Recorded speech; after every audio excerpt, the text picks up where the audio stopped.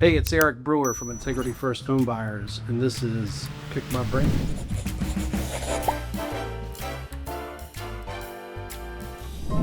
What's a hill you're willing to die on when it comes to business? I would say I found myself having this conversation with a lot of people recently, so there could be some recency bias to this, but I feel like there's a lot of hills that I would die on when it comes to business. But this one in particular was I came across a lot of people that were asking me advice about how to avoid competition. And sometimes it sounded like, well, I chose to collaborate over competing, or I don't want to do that because there's lots of people in that industry, or I'm going to choose to go a different route because it seems easier and there won't be a lot of competition. And for me, the whole point of business, the whole point of anything is to compete, whether that's with who you were yesterday or someone else that happens to be in business. But I think competition, the spirit of competition is a gift that we get from those who we compete with because it often brings out the best of us. I found for myself, whether it was a little boy growing up playing soccer outside or an adult that's in business, that sometimes competition will get more out of me than I could get out of myself. So I'm super thankful for competition and I thrive on it and I look for it. I don't shy away from it. And that's a hill that I would die on, that business is meant to have a layer of competition. What's a myth about real estate investing that you'd like to debunk? I think at least the mystery for real estate for me was back 20 years ago is you had to know somebody to get into real estate and you had to know somebody to teach you real estate. And there's just so much opportunity everywhere, particularly today with the access to the internet and things like YouTube and Chat GPT and just all of social media and the value that's out there is that real estate's not super complicated. In most cases, it's a simple math equation and you don't have to go big. If you were to start small when you're 18, 19, 20, 21, 25 years old, and just, I did a wealth plan for one of our team members today. If he buys 2 rental properties for the next 25 years, he'll be worth $5 million and have $200,000 a year passive income when he retires. Retires at age 60, not 65. So it doesn't take these huge hotels and commercial buildings. And while those projects are great, they're super sexy and exciting, little things equal big things. So you don't have to have a massive project to be wealthy. You can buy 1 or 2 good projects over the course of 20 years. And at the end of 20 or 25 years, you'll be wealthy. What's one thing no one is talking about in this industry but should be?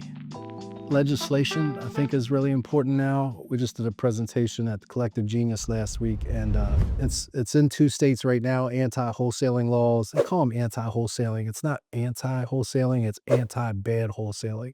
There's a lot of legislation and regulation that's come into this industry. And we spent about a year preparing. And as a result, not only did our business not suffer, our business has thrived. I think it's brought a lot of transparency to the business. It's brought some credibility. It's made it easier, I think, for consumers to figure out who's reputable and who might not. And if you don't prepare for it, I think you could be in a really bad spot if you're a real estate wholesaler right now and not preparing.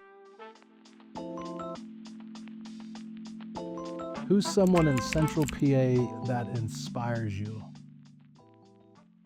Oh boy, Central PA. For whatever reason, the guy's name I can't think of off the top. Oh, Louis Appel.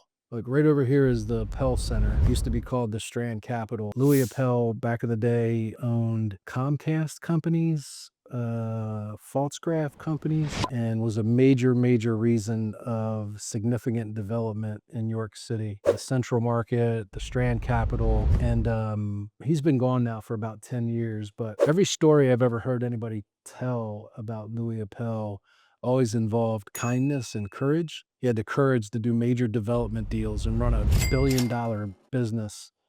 And I think a lot of times you don't see those two. Courage and business a lot of times aren't synonymous with kindness. No matter how small, I've heard people tell stories about how they called him out of the blue and he had this wonderful property out in South York. They called to see if they could have their wedding at his property. And he said, yeah, to a complete stranger. So Louis Appel, who God rest his soul, has been gone for a couple years now, has left his mark on South Central Pennsylvania. It's hot in here now. Look at this. What's something people would be surprised to learn about you? Probably a lot. Well, what would be entertaining or intriguing? What is something they would be surprised to learn about me? I don't like to be alone for whatever reason. I think it would be because when I was little, my mom worked multiple jobs and I would spend lots and lots and lots of time alone as a child.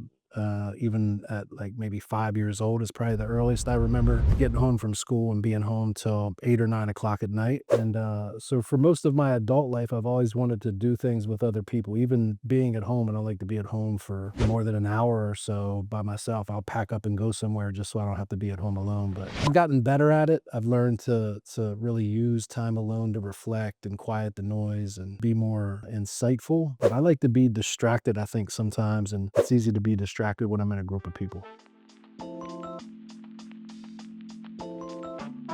What does being present mean to you as a dad?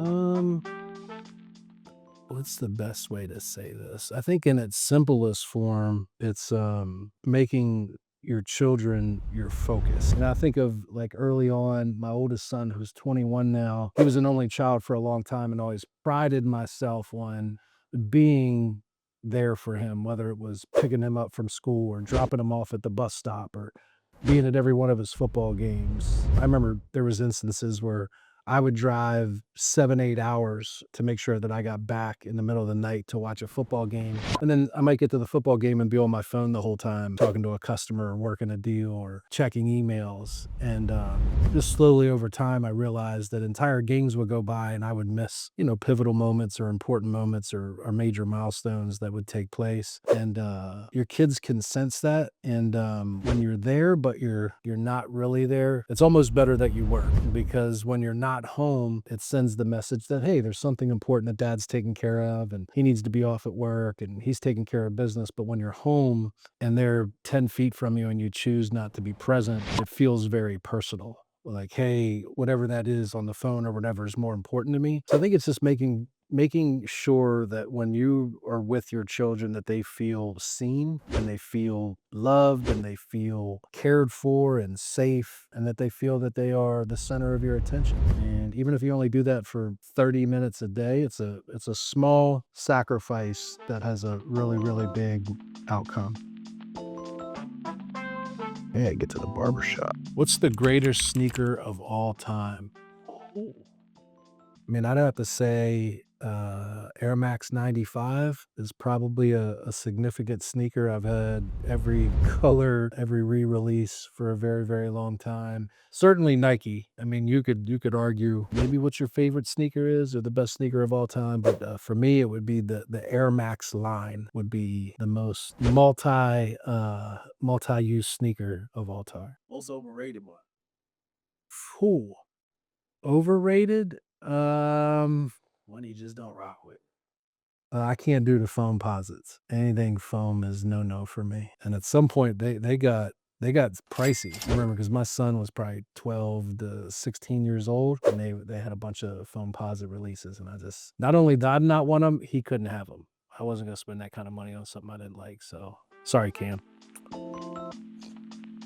He wouldn't wear them now anyway. I'm getting to the bottom of the barrel here. Got one. If you weren't doing real estate, what would you be doing?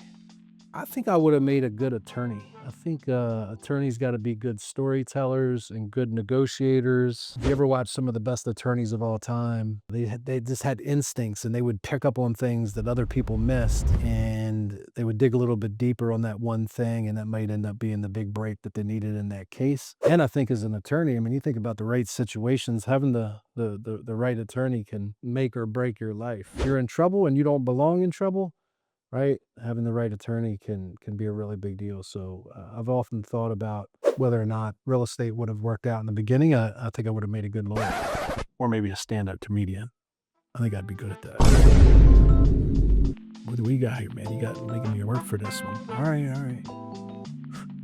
How do you protect your peace at home when business is chaotic?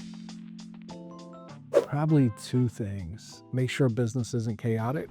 I think a lot of times business issues or stress is self-inflicted. Like we can run irresponsibly for a long period of time, and at some point it's going to catch up to you. So one way I protect my peace at home is to be mindful of it when I'm at work, try and make good decisions, work really, really hard to get the best people and treat them in a way that they never want to leave. And that for me has limited the level of chaos or pressure or stress, whatever you want to call it, that comes from work.